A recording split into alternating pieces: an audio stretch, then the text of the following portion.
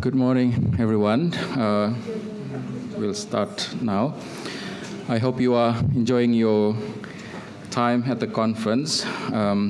Thank you for coming to the sessions, Decolonizing Drug Policy. Before I start, I would like to acknowledge the traditional custodians of the land on which we meet and pay respects to the Bunurong, Bunwurrung, and Wurundjeri Woi-wurrung peoples of the Eastern Kulin nations. We pay respects to the elders of the community and extend our recognitions to their descendants. My name is Ricky Gunawan. I'm with the Drug Policy Global Programs at the Open Society Foundations. It is my privilege to chair these sessions featuring 4 amazing speakers. I'd like to begin with a few words to set up the context. Prohibitionist drug policies unquestionably have colonial and racist roots, from the Opium War to the war on drugs. Not long after Richard Nixon declared the drug war, the United States began to export these punitive approaches to many countries, including my home country, Indonesia. Following that, Indonesia and neighboring countries such as Malaysia, Singapore, and the Philippines enacted draconian drug laws and policies. Despite the fact that certain drugs or drug plants are indigenous to many Asian countries and have been used for decades for cultural and spiritual practices. These draconian laws have resulted in egregious human rights violations. Thousands of people were extrajudicially killed in the Philippines. In Indonesia, Malaysia, and Singapore, people have been executed, all in the name of drug control. Those who recently attended the United Nations Commission on Narcotics Drugs in Vienna may have witnessed how passionate David Choquehuanca, Vice President of Colombia, when he delivered his speech. He explained how decades of punitive drug laws have been imposed as part of colonial impositions. He argued that coca leaf is sacred to Bolivia and its indigenous people, and efforts to eradicate coca plants have resulted in environmental degradations and violations of land rights. Bolivia has then requested that the status of coca leaf under the drug conventions to be reviewed, a request that is also supported by Colombia. And so it's quite clear now how the drug prohibitionist regime has been used as a system of control by America and many European states, which continue to oppress, dominate, and exploit the people, land, resources of the global majority. They claim moral authority, come to the global south, and tell us what to do. A call to decolonize drug policy is not only long overdue, but also urgent. However, this also presents a timely opportunity for us in our movement to reflect on and question how we carry out our efforts for global harm reduction and drugs policy reform.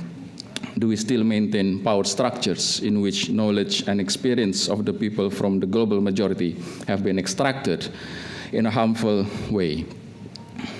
Have we truly shifted the balance of the power and passed the mic and made more space for leaders from the global south to advance reform?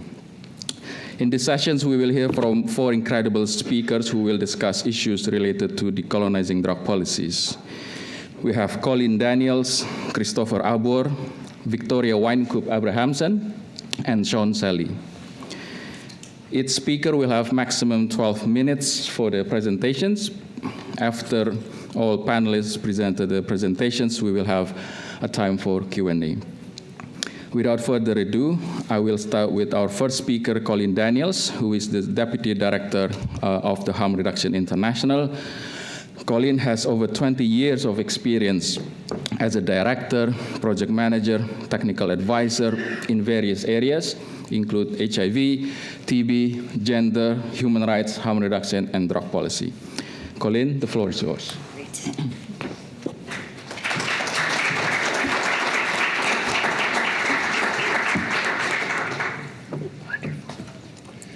Morning, everyone. I would like to start by acknowledging the traditional custodians of the land on which we are meeting and pay my respects to the Boonwurrung and Wurundjeri Woiwurrung peoples of the Kulin Nation. I recognize that this land, once deemed terra nullius, is strong in over 60,000 years of living culture. I acknowledge that modern Australia that we walk on is tainted with the history of massacres, dispossession of land, the stolen generation, and intergenerational trauma. I pay respect to all Aboriginal and Torres Strait Islander people who have lost their lives to police brutality and systemic racism. Sovereignty has never been ceded. This always was and always will be Aboriginal land. So thank you for having me here today, and thank you all for coming. It's so nice to see so many faces. Also, what I realized is that I work with a lot of you on Zoom, and now seeing you in person, you're all taller than me. And I don't understand how every one of you can be taller than me. It doesn't seem right. I don't know, something's gone wrong there. By way of background, I'm a South African, just in case you get confused by the accent.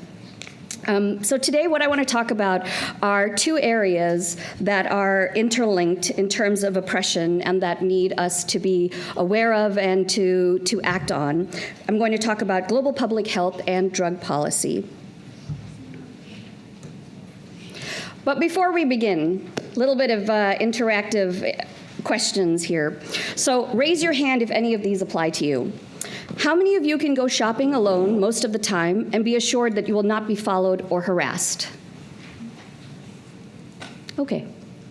How many of you can turn on the television or open a newspaper and see people of your race widely represented? Okay. When you are told about your national heritage or about civilization, you are shown that people of your color made it what it is. Right.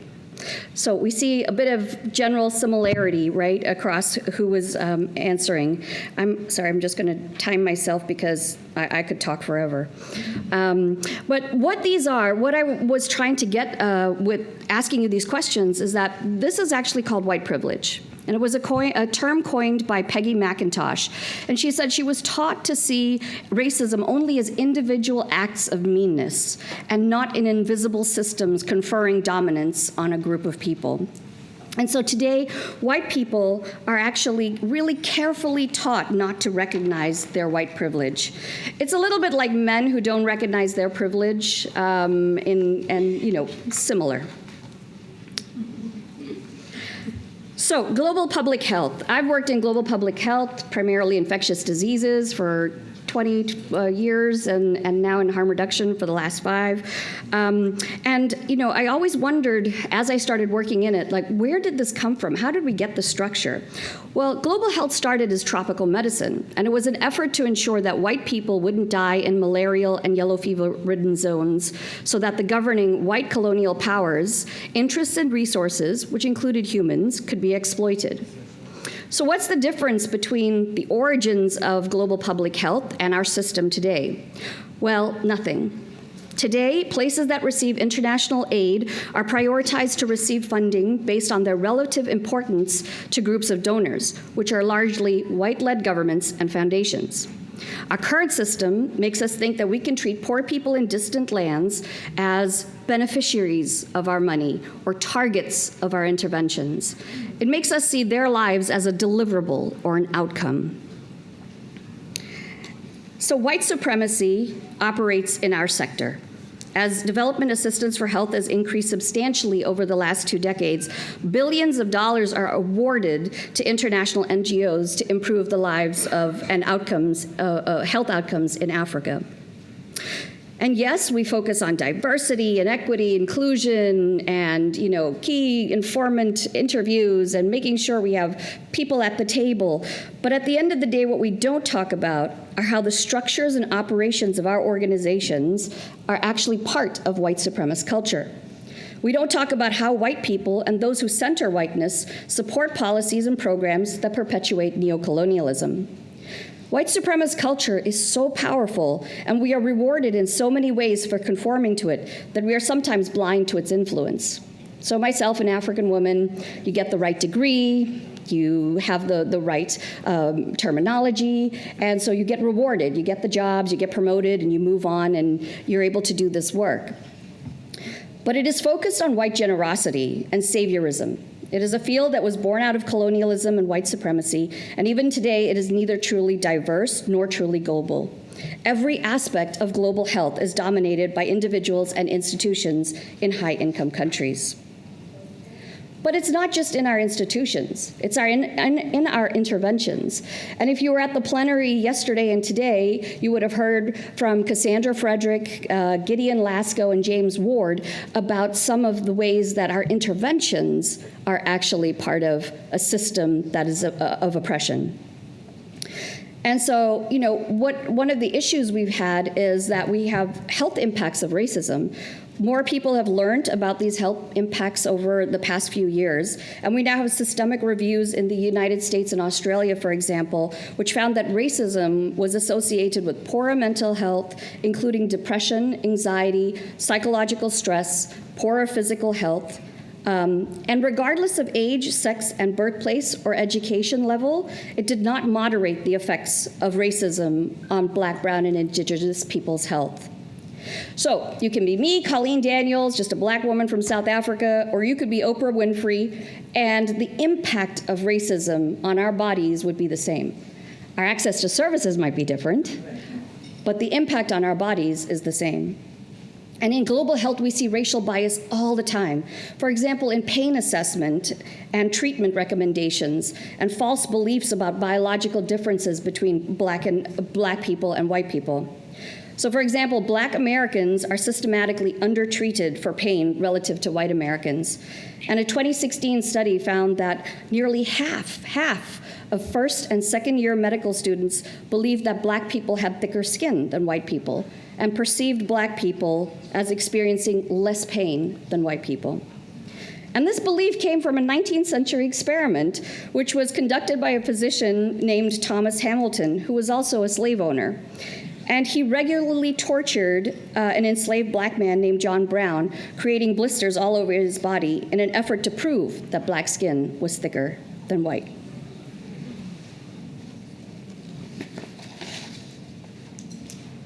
So what does that mean in terms of our structures? Well, if you have a look here, you'll see this is where our global health organizations lie.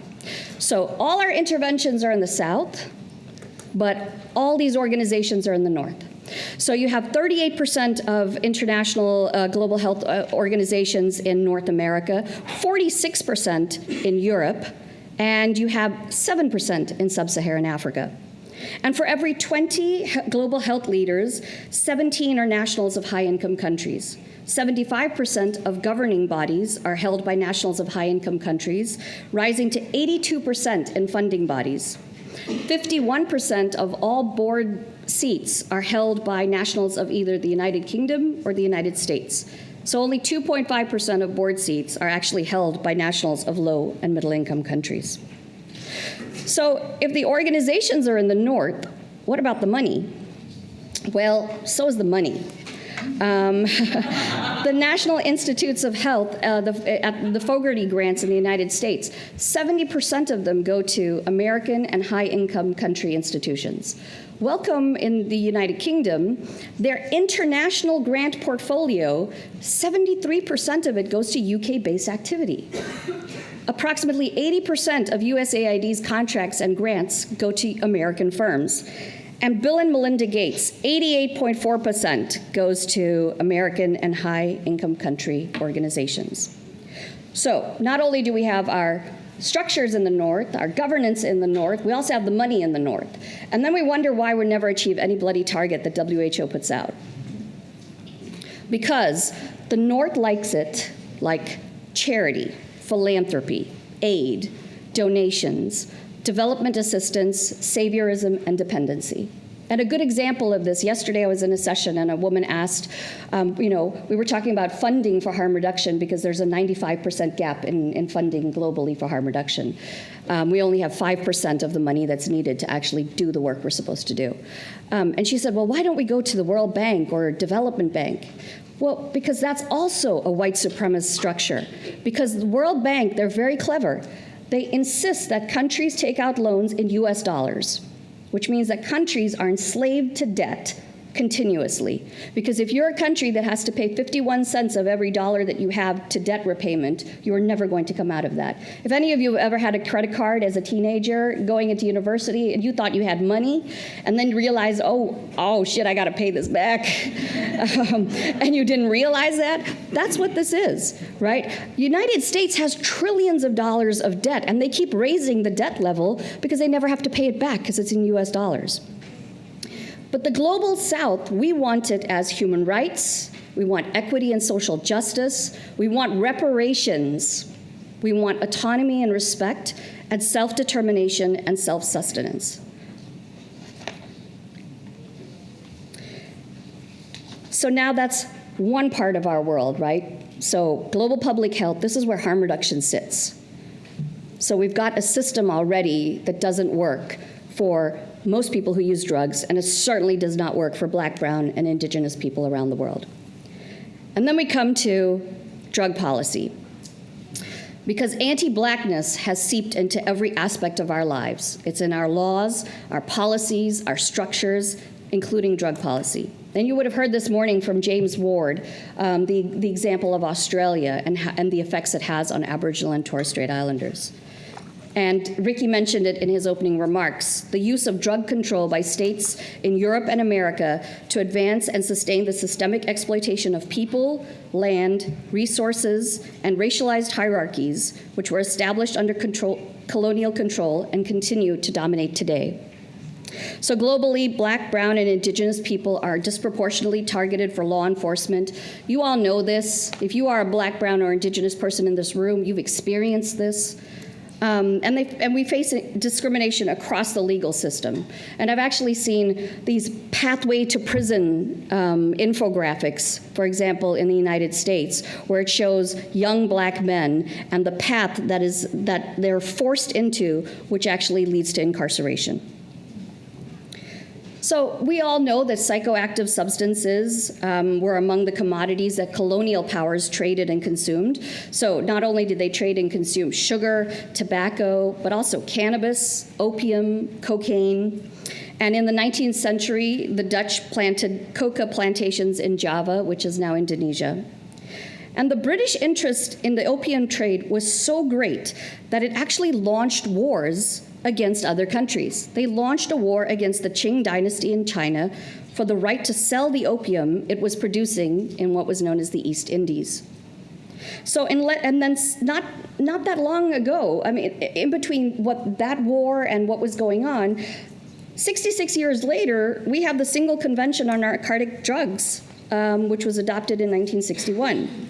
So in less than a century, we had a move from drugs being an essential part of European colonial trade to, in the words of the Single Convention, a serious evil that leads to personal degradation and social disruption.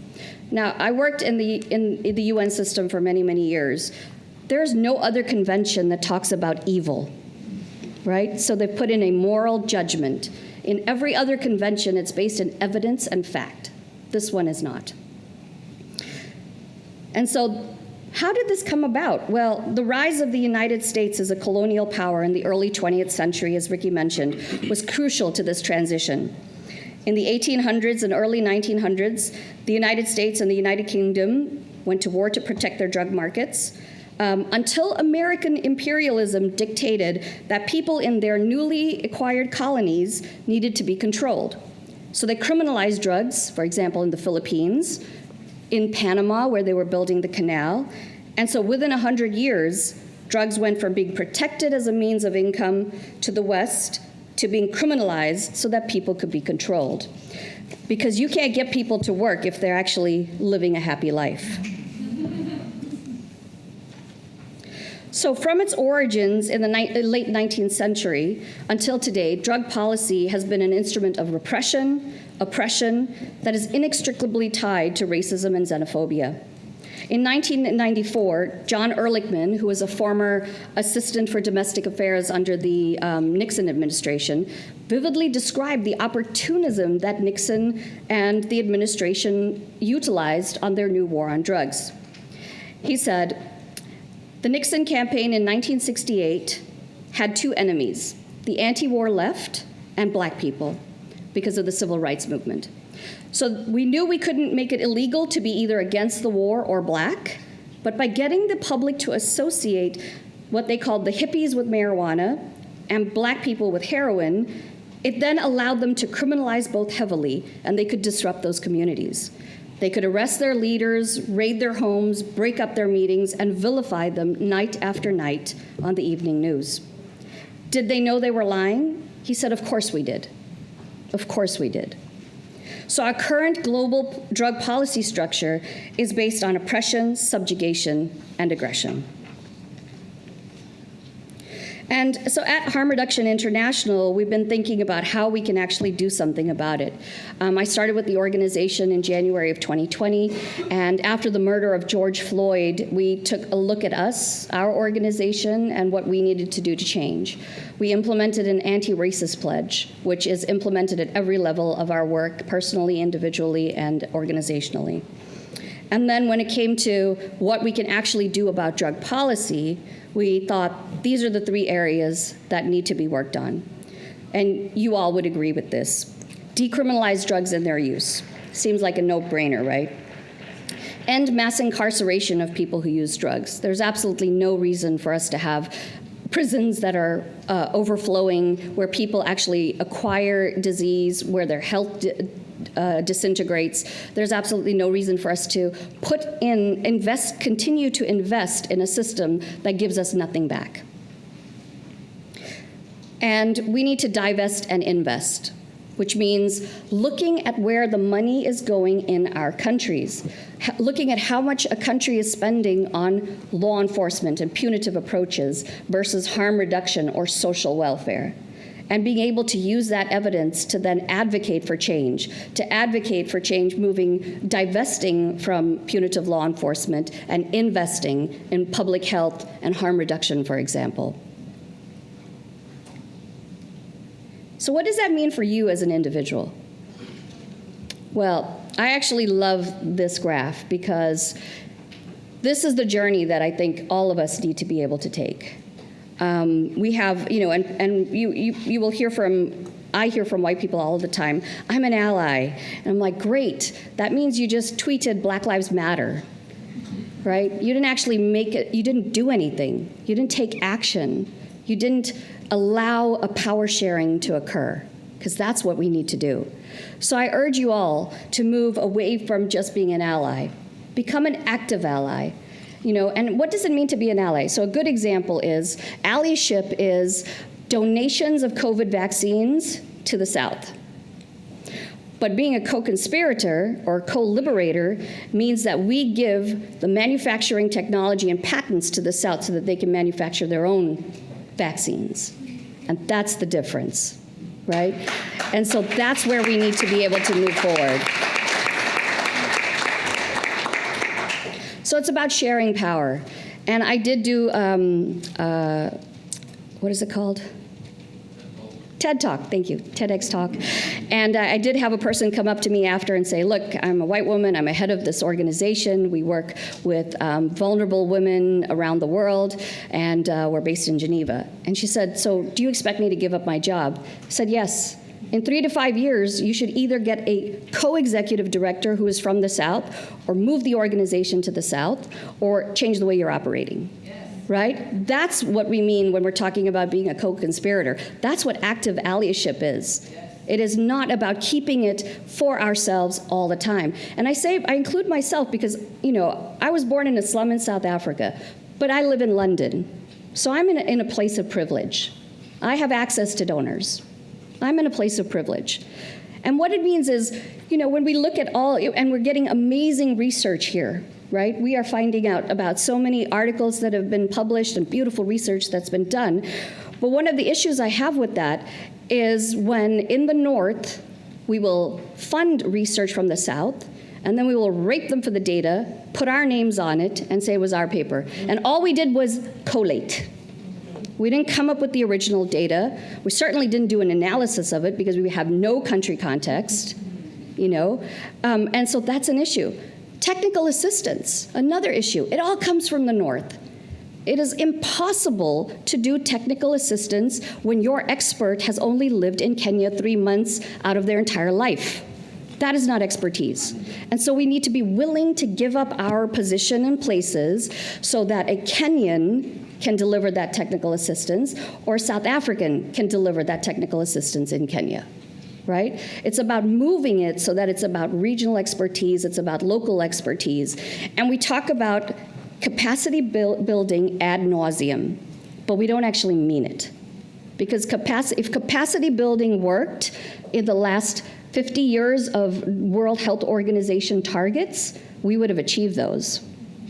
But we have not done capacity building at all. A 2-week workshop where a white man flies in from the US to Tanzania to teach somebody about monitoring and evaluation is not appropriate capacity building. And so we need to be able to think about that and how we change that. I think I'm running out of time. So when it comes to racism, so many people do a cost-benefit analysis to see if speaking up is worth it. And many times people remain silent. But I urge you to become aware of your privilege, become aware of the institutions and policies that allow people like me to be oppressed and subjugated because of the color of our skin. I urge you to be loudly anti-racist in your actions, and not just on social media. And Lila Watson, who is an Aboriginal leader, said, "If you have come to help me, you are wasting your time. But if you have come because your liberation is bound up with mine, then we can work together." Thank you.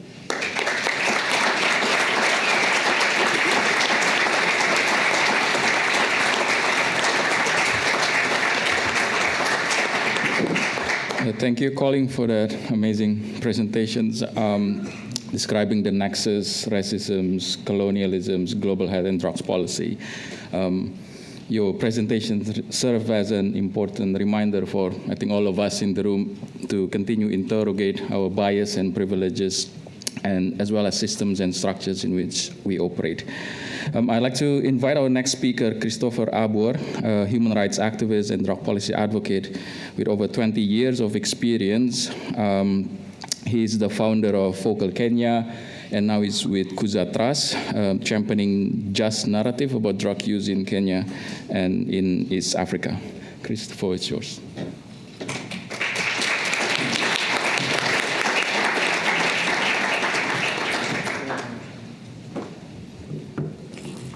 Good morning. I would like to acknowledge the traditional custodians of the land, the Wandureri people of the Colleen Nation, and their connections to the land, sea, and community. My name is Chris Abuor from Kenya. The time difference is crazy, so if you see me sleeping, just shout wewe.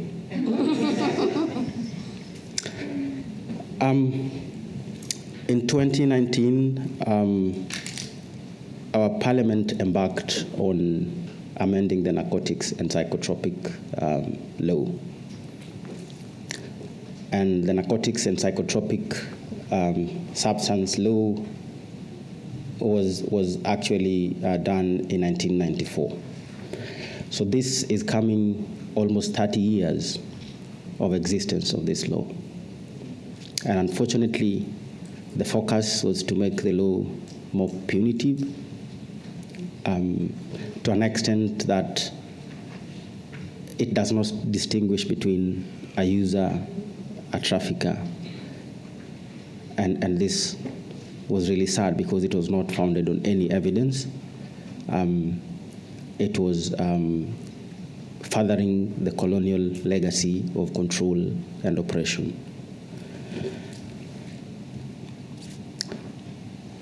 Kenya has no harm reduction legislative or institutional framework.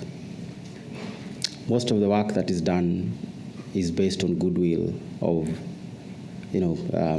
Ministry of Health through standard operating procedures in the country.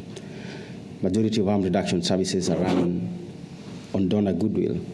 The question remains, what happens to those who need those services in the event the donors do not put in the money? there exists no framework for provision of harm reduction services, mandating the government to finance and deliver those services. If you're a serious government that respects the will of the people, because it's the people who have the power, you must put money in safeguarding lives of the people. So this gap for us represents opportunity to reinforce a provision of Article 43 of the Constitution that speaks of government providing the highest standard of healthcare for every citizen in the Republic. So Article 43 of the Kenyan Constitution presents obligation on the government to provide the right to health, including mental health, and by extension, supporting harm reduction services. Drug use in Kenya is regulated by the Narcotics and Psychotropic Substance Law that was amended in 2022 and ascended to by the President.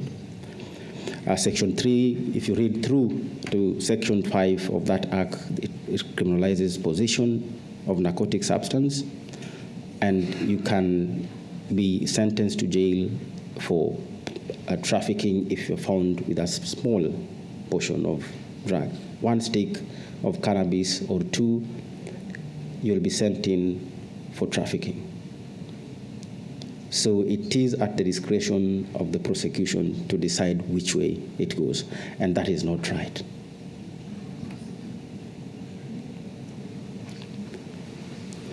So the provision of Section 80 of that law wholesomely complicates the work of outreach workers and peer outreach, since if you are found in possession of any form of paraphernalia and conclusive evidence for criminal offense, the law, Section 80 of that law, is as such that you are obligated to disclose where the drugs came from.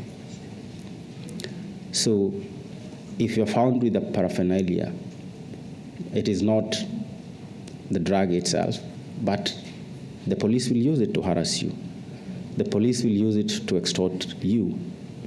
So people who use drugs in this country are literally a cash cow for rogue police officers who want to make money in the pretext of safeguarding the law. It is not right. The communities are then locked out of access to services since the law provides for the mandatory disclosure of information by the outreach workers. Before I came here a couple of weeks back, myself and a colleague who is in the room, we went to a police station to get out one of the outreach workers who was arrested by NSP kid. There was nothing except the NSP kid, and was kept in police custody for 2 days. And when we went, the senior police officer in the police station said that these are the people who are promoting drug use. It is not right. It has never been right, and we have to decriminalize drug use. This places the current outreach workers at risk of closure, since all harm reduction services are left to donor goodwill and stand the risk of leaving the communities who need the services to co-create different spaces within the slum areas and the places that police cannot exist, to find happiness and fun in places that are unhealthy, unsafe, and that puts their life in danger. We see this as an opportunity, and in a bid to cover this gap, we have an approach that seeks to bring people together, to have a people-centered approach on harm reduction service provision. We established a policy communication channel between people who use drugs and government actors, and I can say that we've had active allies within the policy and legislative spaces, and some of our active allies in the Kenyan Parliament are here in Melbourne today, and some of them are actually in this room.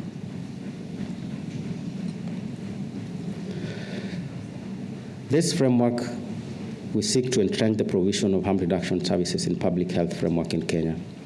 And this framework for us is to provide a model national harm reduction law in the country that would provide for training, service provision, and standards of harm reduction, health, and other packages of harm reduction which are actually funded by government of Kenya. We want to ensure that there's access and provision of the highest attainable standard of healthcare for people who use drugs in Kenya. And that can only be done through creating a legal framework that anchors harm reduction. And that will be the first in East Africa. And how do we do this? Well, what we've done is we empower our community members, interest groups in policy-making process. What we do is we organize drug user-led organizations on the importance of participating in policy-making processes. We train them on the importance of public participation. We establish an open, direct engagement and contact with members of parliament so that they can tell their story and why they need a policy shift. We've maintained and marshaled political support within parliament that will support in operationalizing the legislation. We are building champions within and outside of parliament.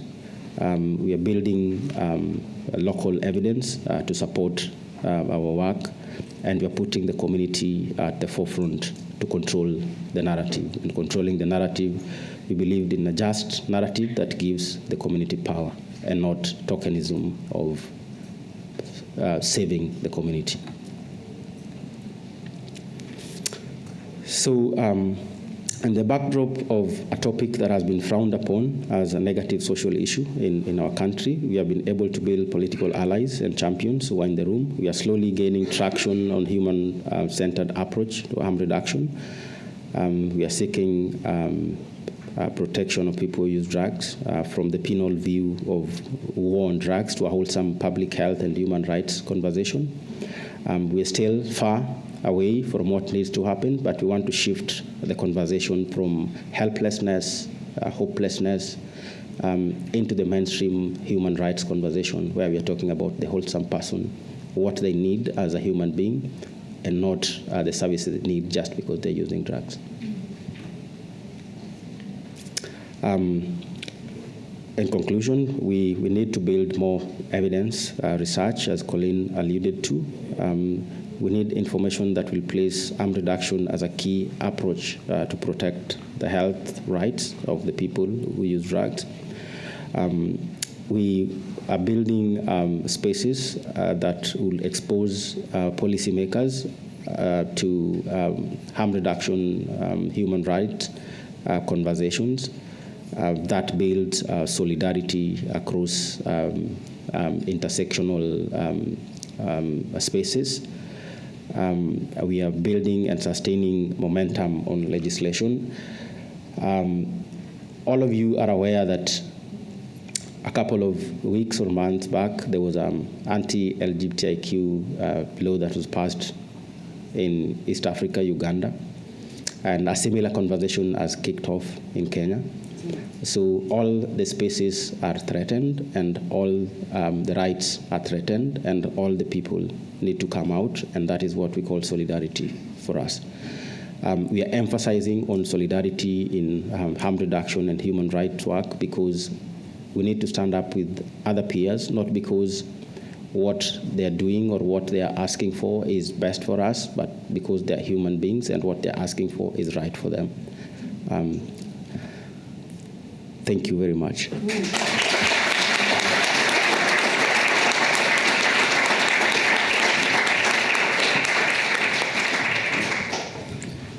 Thank you, Chris, sharing that your advocacy efforts, where people who use drugs take the lead and help design the agenda as well and work with some progressive MPs in Kenya. Our third speaker is Victoria Wynecoop-Abrahamson. Victoria is a citizen of the Spokane tribe in Eastern Washington State, United States. She is the Training and Technical Assistance Manager at the National Center on Domestic Violence, Trauma, and Mental Health. Please welcome Victoria.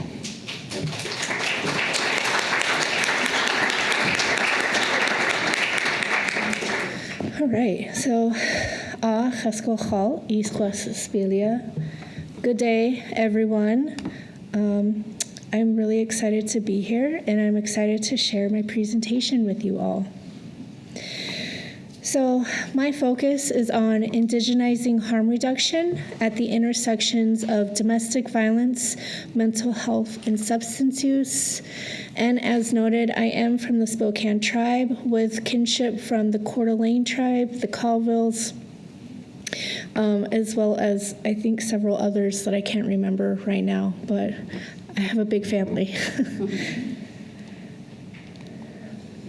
And the National Center is located in the United States in the city of Chicago, within the unceded traditional territory of the Three Fires of Council, the Ojibwe, the Potawatomi, and the Odawa peoples.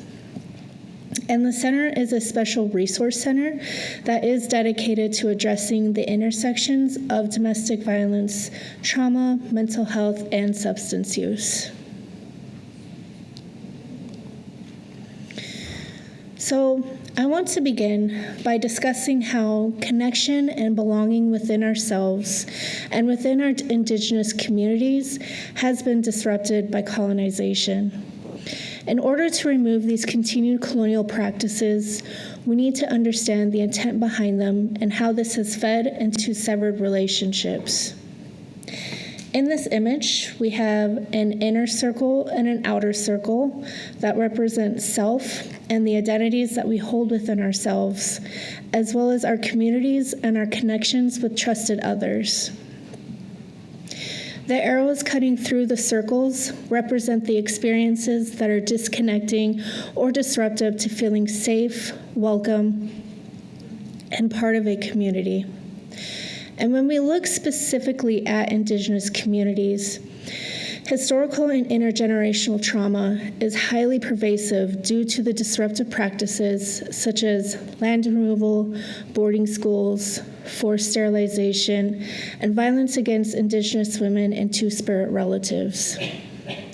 This has diminished Indigenous family values, reducing trust. Wait, how do you go down? Sorry. Reducing trust as well as disrupting those connections between ourselves and within our communities.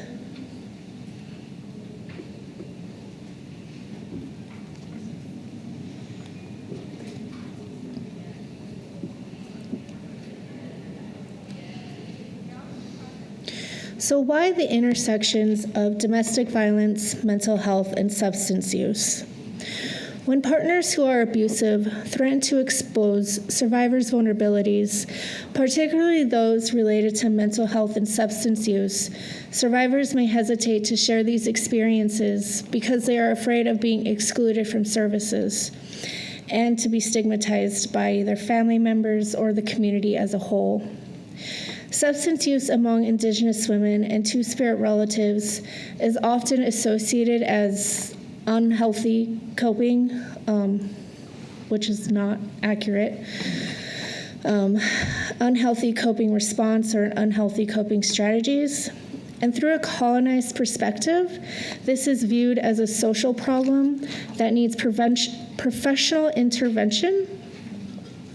Having survivors create goals to become sober in order to be able to tackle other pressing needs, such as food, housing, childcare, etc. Through an Indigenous harm reduction lens, survivors engage with substances for a variety of reasons. And there are many substances, for example, that are rooted from traditional plants that can help ease withdrawal symptoms. There are also substances that are used for ceremonial purposes and can also help reduce trauma responses in our bodies. So such trauma responses can include physical symptoms such as sensitivity to light, reduced mobility, and/or lack of sleep. This then impacts mental health symptoms such as depression, anxiety, and post-traumatic stress disorder.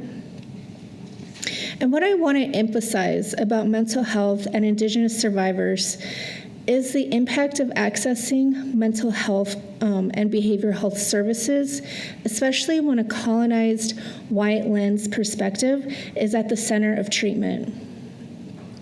For instance, many non-Indigenous mental health providers may view mental health as a negative experience, whereas for many Indigenous women and Two-Spirit relatives, mental health symptoms can be seen as a form of matriarchal knowledge keeping, where they are gifted the abilities to receive messages through dreams and or visions to help self, families, and the community.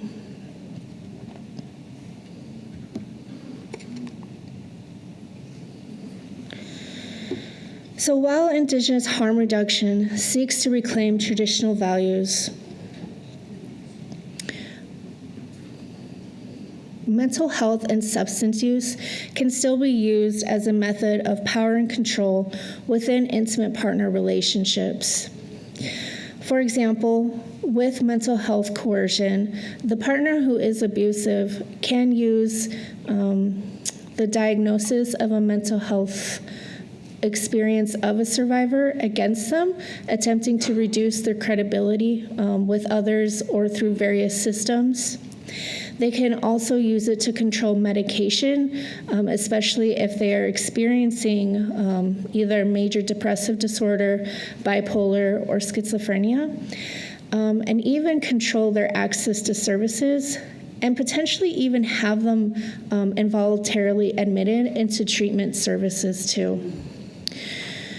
I also want to look at substance use coercion, and that substance use coercion is used as a method of power and control as well, where the partner who is abusive can force the survivor into withdrawal, can force the survivor to use unsafely, and or force them to use more than they would like to, or how they would like to have the substance use injected into themselves.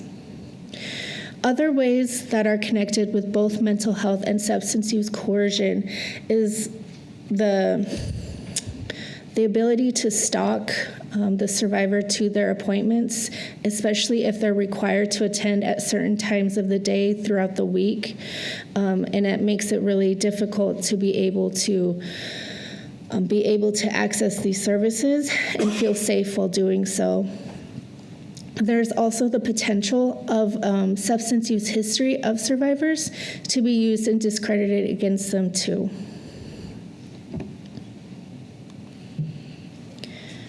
So now I want to define a couple of terms. It is common for many of us to use the terms decolonization and indigenizing synonymously. However, there is a crucial difference. So first, decolonization is an attempt to deconstruct or dismantle existing policies and programs that are rooted in colonial thinking. Indigenizing is building something new that is grounded in Indigenous ways of knowing. And so while tribes and nations continuously work to decolonize their policies, indigenizing is going to look different in each community since Indigenous cultures are all different.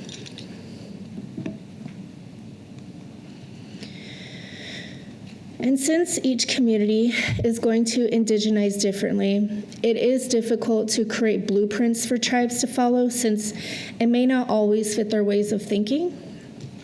However, there have been attempts to create Indigenous harm reduction models that encompass Indigenous values that are common across Turtle Island of the First Nations and tribes, so specifically North America.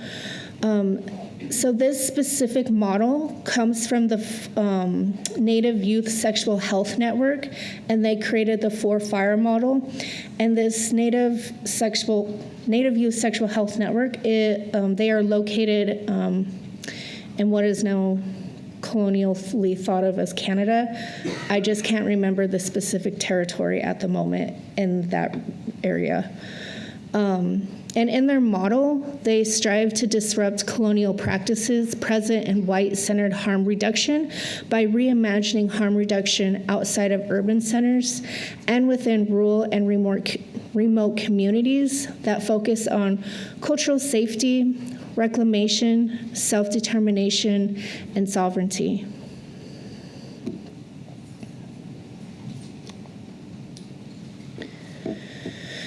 This is another Indigenous harm reduction model that comes from the Wolf Creek Consulting Collective. They are located within the British Columbia province on the traditional homelands of the Sinixt people, which is a kinship to me, I just realized. What? This has a slightly different perspective where the practice of healing is centered within each Indigenous value listed here. So we have relationships and care, strength and protection, knowledge and wisdom, and identity and transformation. To give an example of indigenizing, I adapted their model to represent images and stories that have been told within my tribe, the Spokane tribe, and within our community that can foster practices of healing and foster spaces of safety, belonging, and connectedness within self, family, and community. And also as a means to create peer support spaces for survivors to come together and establish that connectedness and be able to become feel more welcomed within our cultural practices and within our own cultural identities.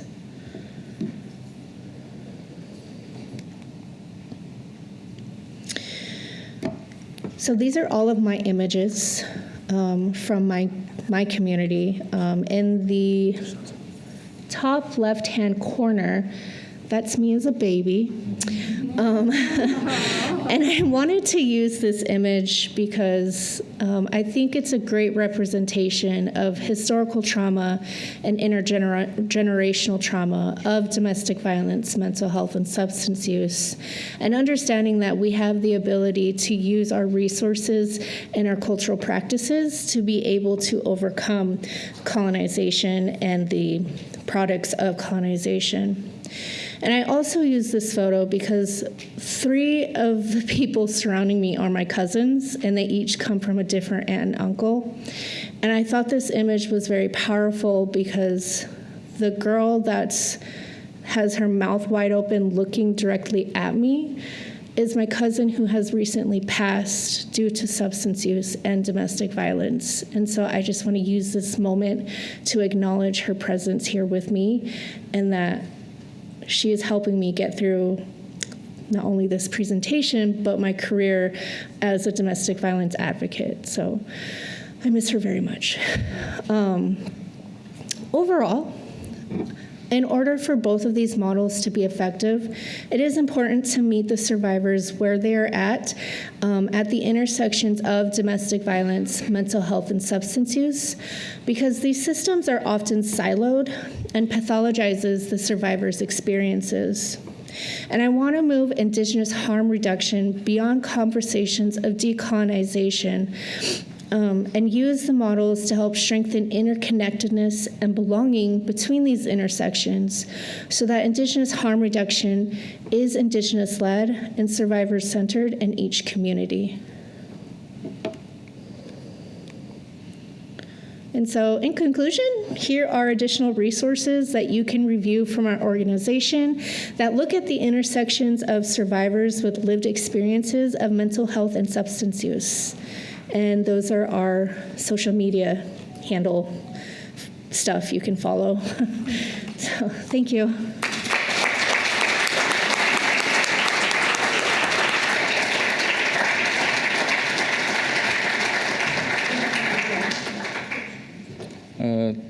Thank you, Victoria. That was lovely. And there's so much wisdom in your presentations, and I think we need to uplift more voices from Indigenous groups in global spaces as well to enrich our thinking around harm reduction. Before we move to our last speaker, Colleen will have to leave the room because she has another meeting. And yeah. Is this on? Yeah. Yep. So, So please, I'm so sorry that I am not able to stay here for the Q&A, but Shaun and I have worked together many times, so he knows that I'm not leaving because of him. I promise, I love him. But yeah, if you do have any questions, please do get in touch, or I look like a piece of candy today, so you can find me anywhere in the crowd, so just find me and come in and have a chat. But thank you all so much for being here.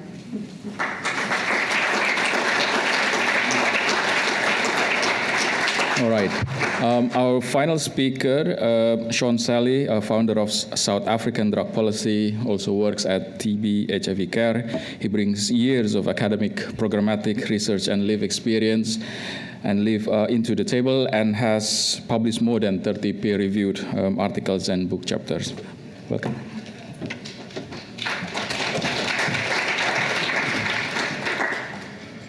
Thanks. It's quite obvious. I'm an old 50-year-old, white, cisgendered, heterosexual male, and they include me on panels like this for diversity. I've got a poster up in my office which says one Fanon quote, one Biko poster, and a public love of jazz does not a revolutionary make. And I think that's what Colleen was kind of saying, is that you need to be a little bit more active. Today I'm speaking about imperialism through funding, how funding from the US undermines harm reduction and human rights in Africa. So I wanted to start by saying what I'm not talking about. And what I'm not saying is that there's a cabal of lizard people who are strategizing to destroy all of mankind and invent all sorts of diseases and funny things to kill us. That's not what I'm saying. I'm not saying that all the organizations I'm going to talk about are part of some evil plan, or that there's a lot of conscious effort put into causing the harms that I'm going to talk about. I think that generally people are too disorganized to do that. But that actually makes it a little bit more frightening, because it means that it's systemic. And that one person with ill intent can influence a lot of things and a lot of people. I also want to just clarify what I am talking about. If I'm not talking about that, am I talking about anything at all? And that is just to say, what I'm talking about with regarding imperialism is a policy or practice of extending a country's power and influence beyond its borders. And in this specific case, I'm saying that the US exerts undue influence, power, and coercion on African states by leveraging resource imbalances to influence policies and interventions, often to the detriment of the communities. Okay? That's kind of what I'm saying. All right? You might have a different conclusion at the end. I don't know why this slide's looking a bit odd, but anyway. Okay, let's see what happens here. So Biden came into power after that era of Trump, and there was a lot of hope around harm reduction and drug policy reform. And if you have a look over there, sorry, these words have come up here. I don't know why it presented like that. I obviously didn't check it properly. But basically, on that column there, you've got the drug control budget, and on the right, you've got the harm reduction budget. Okay? And that is to scale. All right? I needed to make it much bigger even to see the harm reduction budget. And that's their domestic policy. Now, if you look at the White House document, they want to have a recovery-ready nation, and that means recovery workplaces, recovery schools, recovery high schools, recovery houses, recovery employment, which means basically if you don't pass your P test, you don't have a right to go to school, you don't have a job, you don't have a place to stay, you go back to jail often, right? They've got this thing called drug-free communities, which I'm still trying to work out what that means, okay? Because I've never met a drug-free person, let alone a drug-free community. They're concentrating on demand reduction supply reduction, and we know how well that's worked. And the idea of diversion is often post-arrest diversion. There has to be a role for law enforcement most of the time. Right. Now, that's the nice slide you were supposed to see at the end with the other ones out there. Now, when it comes to funding, during the Trump administration, he defunded a lot of the substance abuse and mental health services administration. And so somebody stepped into the gap. And that's an organization called the INL under the Department of State. And the INL, or the Bureau of International Narcotics, sorry, we were originally called the Bureau of International Narcotics Matters, and they're now called the Bureau of International Narcotics and Law Enforcement Affairs. Now, that's quite a jump from mental health. I don't like the term substance abuse, obviously, but substance abuse and mental health services administration to narcotics and law enforcement affairs. I did have a slide in here, and I had all the numbers, but they were incredibly boring. But it is billions of dollars. Billions of dollars. And they fund a lot of things.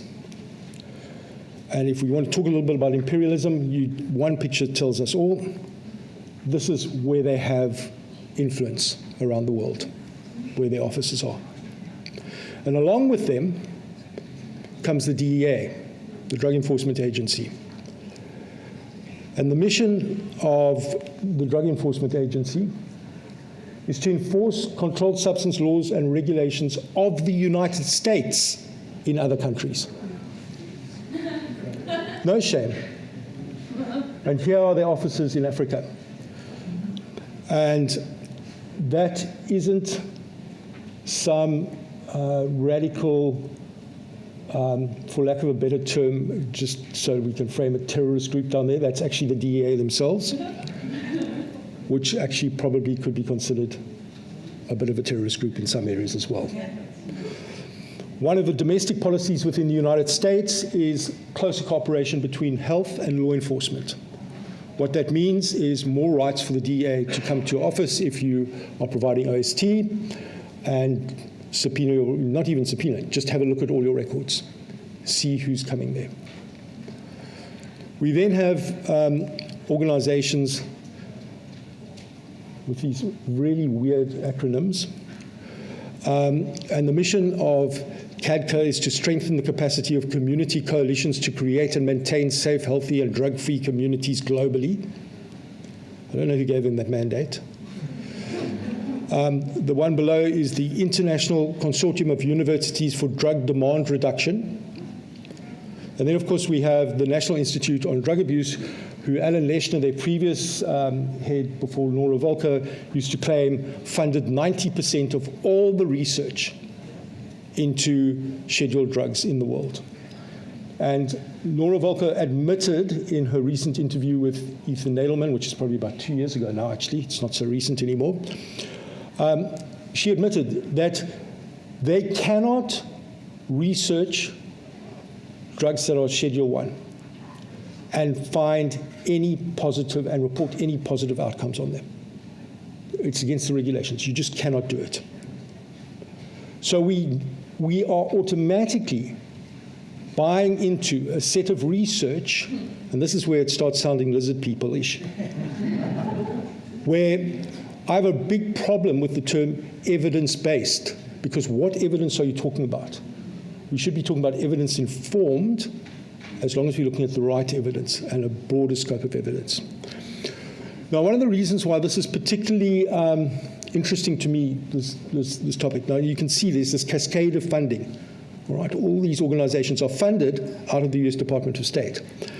Now, one of the things that there was funded by SAMHSA before was a thing called the Addiction Treatment Transfer Center, and their role was the transfer of evidence-based treatments for addiction to other countries. Right? And what happened was they got defunded, and so there was a thing called the ITTC formed, and they're the International Treatment Transfer Center, and their role is the dissemination, application, and implementation of American evidence-based drug treatment around the world. Now, I used to be on the advisory board in South Africa of the ATTC, and suddenly we've got this new, ITTC, and I haven't been invited to a single board meeting. I've asked them for a letter, please telling me that I've been removed from it. They said, well, you didn't get a letter appointing you, and I said, actually, I did have a letter appointing me. But apparently, the reason is because of my stance on harm reduction and decriminalization. Right, and we'll see how this comes into play in a minute. So there's some very good people in this organization, actually, and personal friends of mine, actually. But they are funded by a Department of State who dictates what they're allowed to talk about and what they're not allowed to talk about.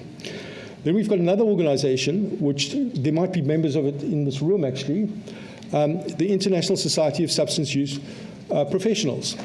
Now, this society, if you have a look there, the themes that they talk about, you will notice there's a couple of things missing. No harm reduction whatsoever. Okay? When you look at their curriculum on prevention, on treatment, on recovery, no harm reduction mentioned at all. If you go to their website and you look really hard, you will find some of the members post some stuff on harm reduction. You'll be pleased to know that the Australian members have posted some stuff on harm reduction, and this conference is actually listed on that site. Somebody is having an apoplexy at the Department of State, no doubt. But you can't keep a good thing down, you know. But they make a very good effort at it. So not only am I a little bit upset about being taken off the board of the ATTC, as if I need extra meetings to go to, and they certainly don't need me for diversity there, that I can assure you. This was a recent conference that happened, organized by ISAP, and again funded by the INL, the Department of State, and a thing called the Colombo Plan, which does a lot of training around the world on drug use. Now, a colleague of mine, Charity Monoreng, who some of you may know, was invited to give a talk there, to give one of the keynote addresses. And she shared with me the original program, which included some very interesting work on harm reduction in Africa. By the time it had gone through the INL and came back, Charity was defunded, wasn't allowed to speak, and every reference to human rights, decriminalization, and harm reduction was removed. How is this possible? You know, it's beyond my comprehension. How can you talk about drugs, drug treatment, drug problems, without talking about harm reduction, even if you're opposed to harm reduction? So here is a, hang on, what was that? Okay, we're about to see a video, I hope. Where is it?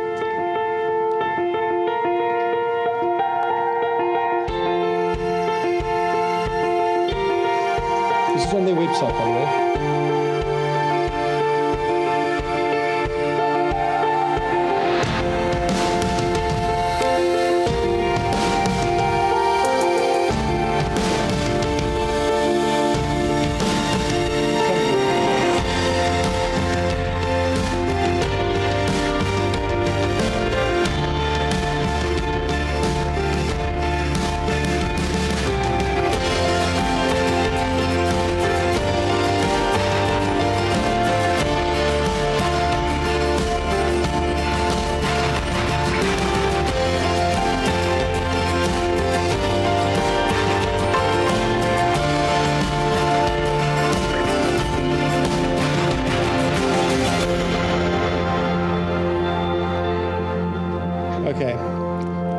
So this is the INL, who are funding most of the education, the Colombo Plan, the ISAP, the Universities for the Prevention of Drugs. And if that isn't an advert for imperialism, I don't know what is. And these people have a stated objective of keeping Americans safe at home while, excuse the language, while fucking in other countries. Okay? It's ridiculous. We've got to be very careful with what money we accept and how we use it. And I'm not saying don't accept it. I'm saying use it Take it, use it against them if you can. Okay? That's the way to do it, because otherwise somebody else is going to take it. Now, I'm going to diverge slightly because there's more to this than that. Recently, I came across documents on prevention of drug abuse by high school people, which were written with funding from the INL for Uganda and Tanzania. And they list one of the problems with drug use is it causes the crime of defilement. That is clearly aimed at the LGBTQI community. It says the way to prevent drug abuse is to encourage church attendance, to promote traditional family values, and this is not African family values, this is American family values, and usually charismatic, happy-clappy kind of family values, which we all know where that leads, okay? It says that the causes of drug abuse are curiosity, rebelliousness, lack of strict legal laws, and it says the way to cure it is through stricter parenting and enforcement of family values. And this is where it gets really problematic, because it is using drug policy to push agendas which are going to harm all of us. And we have to stand up and speak to our governments and say these are not African values. These are American values, not even all of America, for a very small group of people who are using the imbalances of resources to force you to oppress your own people. So I leave you with that video as a thought. I can't think of a better way of saying, are you absolutely mad?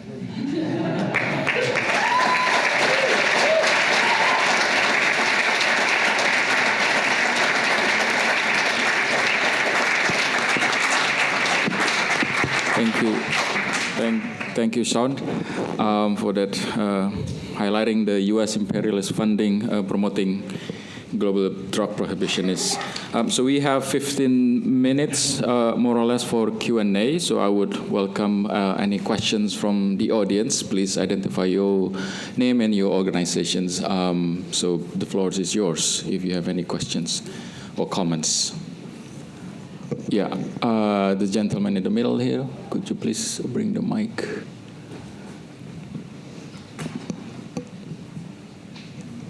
Yeah, this one. Yeah, and then, yeah. Thank you for the floor. I would like to thank all the presenters. My question is addressed to Shaun. Sorry, your name is? Richard Nina Azamo, working for African Food African Network of People with Drugs. My question is addressed to Shaun. Do you think that we can convince our countries to not to work with the IA because they are very strong? They promise you to give you funds, etc., and we know how weak our government. What's the possibility to see that? What is the possibilities to see that our countries stop to work with the IA? Thank you. Sorry, let's take another more questions from this.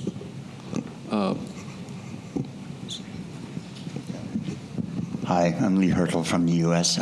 This question is directed to Shaun. Shaun, is the gag order still in effect for all international organizations who receive international funding from the U.S.? It used to be that you could not discuss abortion, you could not deliver syringe exchange services. Is that still in effect? I've been out of the loop for a while. Any other questions? If not, we'll... Okay, over to you, Shaun. Okay. Richard, to answer your question, first of all, one of the ways of changing things is you must remember that a lot of these anti-harm reduction policies are in direct opposition to some of the work that CDC PEPFAR are doing, although they're not a perfect organization either, but there are people who are, certain evidence you can't ignore. And also, some of the principles that are being applied are in direct opposition to the current official federal position, the Biden-Harris administration official position, although they haven't put money towards it. So one way of changing these things is to keep highlighting it. And with respect to the couple of politicians who are in the room, politicians who aren't motivated by a kind of moral imperative are moved mainly by avoidance of shame. And there's lots of scientific studies on that, as are most people. And so to highlight the discrepancies and to highlight the hypocrisies is one way that you can slowly start getting things accepted, at least on one level. Whether it goes deep or not, that takes a lot of effort and a lot of time. But we've got to keep calling it out and highlighting it.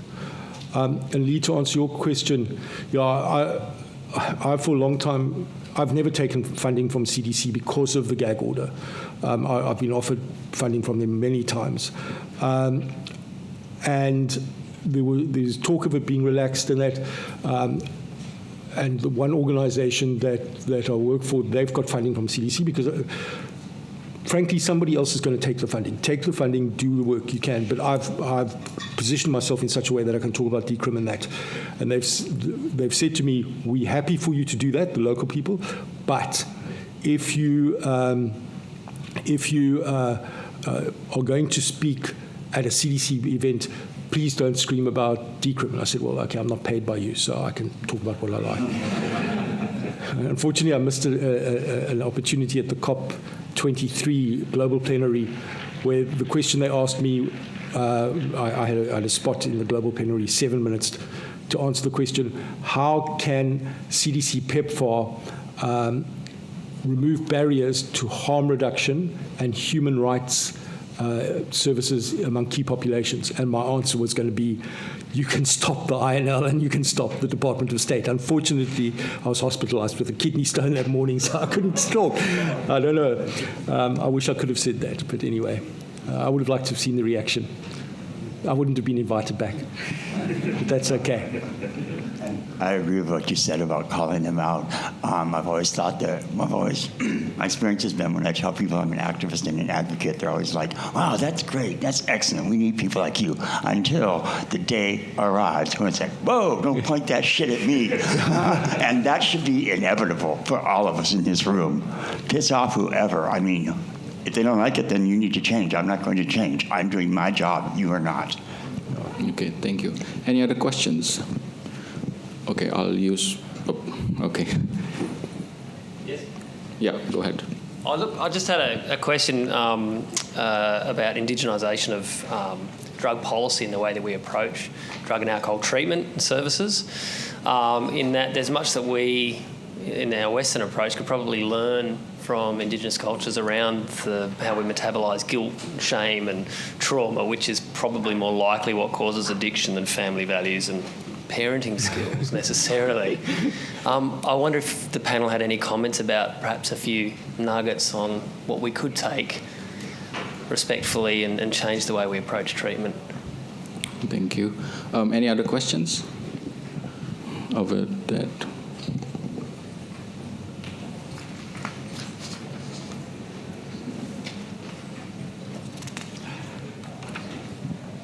Thanks. Robert Graham. I'm a doctor in Western Sydney. My question is about the way that medical literature in the United States are traditionally very race-based. Any paper from the US, it's always whites, blacks, Hispanics with different results, which I've always seen as a very strange and negative thing. And yet in Australia, we're starting to consistently report on Indigenous outcomes versus the rest of the population in our medical literature. We see this as a positive thing, but I'm wary of it becoming a negative thing, and I'm wondering if anybody on the panel would like to comment. Yeah, okay. Final questions? No? Because we have limited. Okay, so I use my prerogative rights as a moderator to ask questions to Chris and Victoria. How can we, as a global community that seeks to amplify voices and uplift your respective knowledge and experience, like Chris from Kenya, Africa, and Victoria from indigenous groups, so that we can have a more equitable global harm reduction drug policy movement and more diverse paradigm in our movement. So over to you both. Can you repeat all three questions? Unfortunately, I didn't write all I think the the first one had to do with treatment, correct? Treatment and taking, are you like saying having ideas given, or could you emphasize? Yeah. So Indigenous cultures around the world prior to imperialism, I imagine dealt with trauma, guilt, shame, and all the other things that the Western culture not good at catalysing or dealing with that. I'm just wondering whether, from your perspective, are there things that we can learn from Indigenous cultures about how to approach some of these things that underpin drug addiction? Okay, yeah, that's a great question. It's a big question. I think wherever you are located, whichever community you reside in, is really taking the first step of understanding whose land you reside on. And by understanding whose land you reside on, those are most likely the indigenous knowledge and values that you'd want to look into.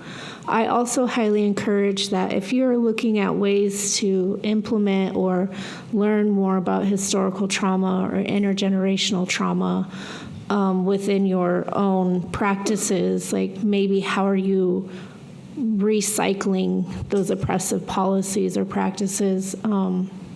I've always found it really important to include the voices of the individuals who are accessing those services, which may not sound new to you, but really giving them, especially if they are Indigenous, giving them the opportunity to, step in on the meetings and be the center of attention and sharing their experiences, or creating establishing spaces for them where they can speak amongst themselves, because a lot of times, from my experience as an Indigenous person, we're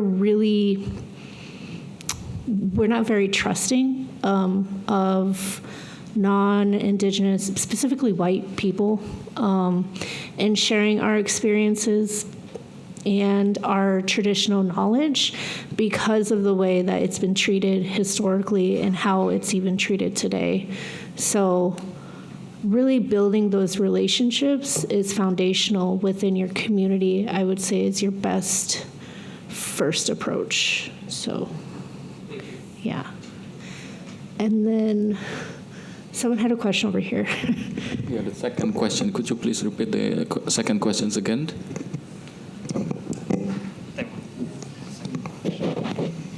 My question was about the negative and stigmatizing effect of dividing people by race in medical literature, which I've always found it odd that in journal articles from the United States, everything's always divided across racial lines. We're starting to do this in Australia, hopefully in a positive way, but there are potential downsides to that. And I think this was mentioned mostly by the first speaker, who unfortunately isn't here anymore, in terms of different, the way we divide things along racial lines in medical literature. Yeah, so I can potentially respond to that a little bit. I can't speak on behalf of the Aboriginal communities here in Australia. What I can say about the experience of research, particularly within Canada and the United States, is that for Indigenous communities, in reality, within the United States specifically, we only represent 2% of the population. And so when there are studies that look at substance use or any type of violence or trauma within communities that have been historically marginalized we don't have representation in that since we're such a small population, we are often put in the category of other. And we have viewed that negatively because it's, again, putting us under this stereotype or this box that we still don't exist. Like, a lot of people in the States don't actually know Indigenous people are still present in our lands. And so by taking that step to really push for our presence within research, we have pushed for decolonizing research methods that includes our not just indigeneity or Native American, but even specific tribes as well, to demonstrate the vast array and different types of cultures that exist within Turtle Island itself. And so for us, we have viewed it as a positive thing. I can see the negative on it because of the stereotypes that can be associated. Right now, we see it as a positive thing because it's recognizing that we actually still do exist within some of our traditional homelands, and that we are experiencing disproportionate rates of trauma and violence, whether it's in remote communities or within metropolitan and urban areas as well. And a lot of times we are overlooked since we represent such a small population. But when you look at the statistics, we sometimes represent over half of what is happening, and that's not shown in the data. So that's why we have such an emphasis on essentially racializing the data in that way, for Indigenous people at least.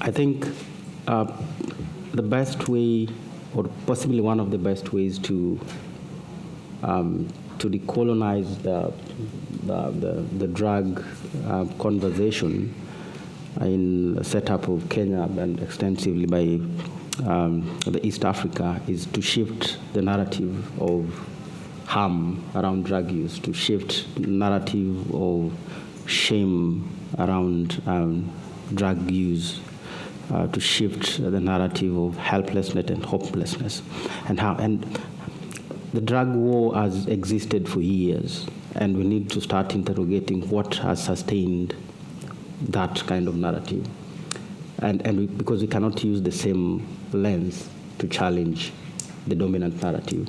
And for that reason, we need to go back to the traditional and cultural realities of what existed before we get to challenge this dominant narrative. The community where I come from, people used cannabis to treat measles, where they would mix it with water and sort of sprinkle it on the kids when they had measles. So we have to invest in domestic evidence to challenge the dominant narrative in a way that it respects the culture of the land, so that people accept that drug users existed with our grandparents. It will continue to exist, and there's nothing like a drug-free society. Today you talk about safe consumption spaces. In the traditional African society, those people who smoked cannabis had those safe spaces, because traditionally our grandparents, when they're smoking, they would smoke when they're telling stories. Today you say, don't use alone. And it's the same concept. It's how you frame it. You have to localize in a way that it relates to the realities of the communities. And I think that the people who fund this kind of processes also have to be flexible enough to not control how organizations and community implement and innovate around some of these issues. Thank you. Thank you so much for your food for thoughts, speaking of which also lunchtime. So thanks again. We'll end the sessions here. Please give a round of applause to the speakers.